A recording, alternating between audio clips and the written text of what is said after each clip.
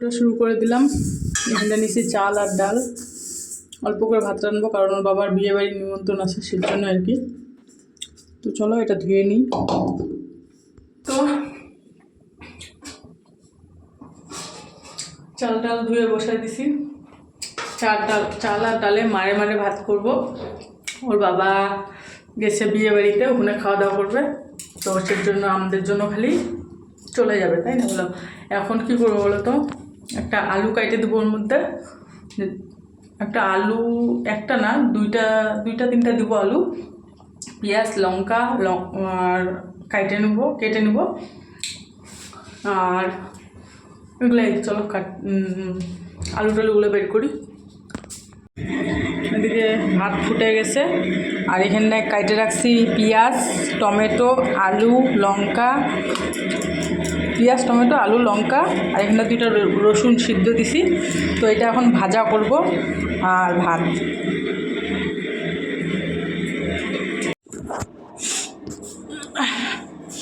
এই তো ভাজি হয়ে গেছে জানো, এই যে আলু টমেটো পেঁয়াজ লঙ্কা এগুলো ভাজি করলাম। আর এই যে ভাত এখনও হয় নাই কারণ ভাতটাকে একটু গলাবো বেশি, ভাতটাকে গলাবো কারণ আছে, কি বলো তো কারণটা, দাঁড়াও বলতেছি।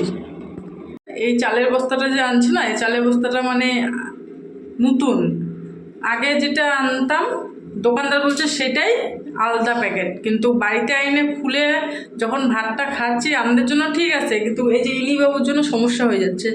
ইনি হচ্ছে একদম সরুটাই খেতে পারে আর এই চালটা একটু মোটা, তো এটা ভাতটাও একটু বড় বড় টাইপের, তো সেজন্য এনার একটু সমস্যা হচ্ছে। তো সেজন্য একটু গলায় রাখবো যাতে ইনি খাইতে সুবিধা হয়।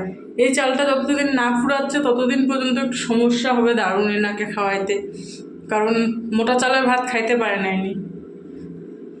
আর ওর বাবা মাঝে মাঝে এরকম গন্ডগোলটা করে দেয়, চালের দাম একই নেয় কিন্তু কোয়ালিটি আলাদা, তো সেজন্যই সমস্যা হয়ে গেলো। এখন এক বস্তা চাল শেষ করতে হবে, তারপরে চাল আসবে। আর তোলা চাল তো আরও ঘুরাই দেওয়া যায় না, সম্ভব না, তাই না বলো? চালটা যেহেতু খোলা হয়ে গেছে, 2 দিন খাওয়া হয়েছে, তো এটাই একটু সমস্যা হয়ে যাচ্ছে, ভাতটা মানে হজম করতে পারতেছে না আর কি, তাই না? তো চলো একটু গলায় ভাতটাকে তারপরে নামাবো। তো রান্না হয়ে গেছে, এখন সবার জন্য খাওয়ার বাইরে নিই, ছোটজনকেও খাওয়ার দিয়ে দেবো। এটা হচ্ছে ডাল আর চালের ভাত, দেখলাই তোমরা, ভাগ করে নিস। হ্যাঁ যদি খাই বোন করে দিস, হবে?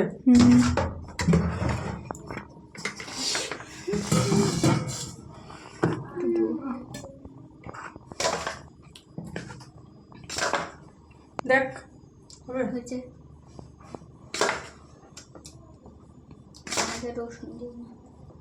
খাবি না? খাবে না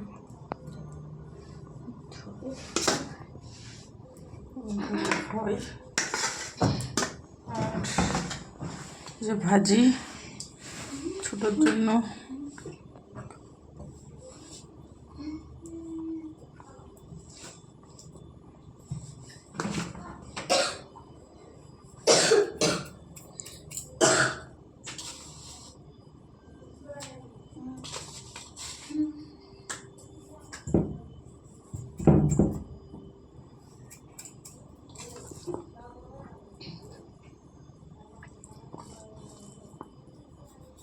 লাগলে নিশারো, হ্যাঁ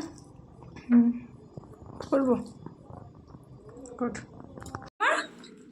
নরম হয়েছে না ভাতগুলা মানে খাই একটু শান্তি পাইলো, মানে সকালবেলাও শক্ত শক্ত একটু খাইছে, এখন একটু নরম নরম ভাত খেলেও ভালো লাগলো বোধ হয় না মা? গরম গরম ভাত একটু গলায় গলায় দিছি, খাই নিল। তো এখন আমি খাবো গো।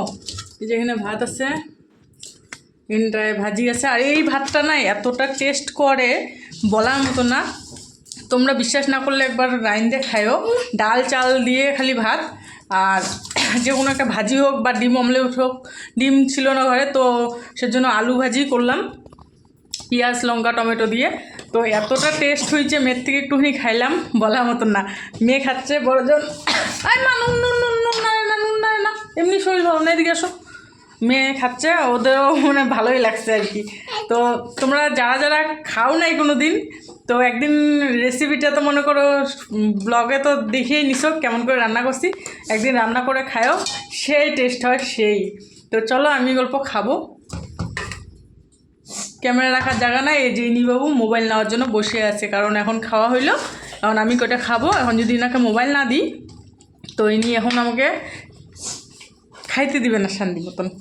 তো চলো একটুখানি শেয়ার করি তোমাদের সাথে কেমন হচ্ছে। মাম্মা নুন না রে না মাম্মা, এই যে বললো গো। একবার অবশ্যই রান্না করে খায়ও, তারপর আমাকে কমেন্টে জানায়ও যে কেমন হয়েছে, ঠিক আছে।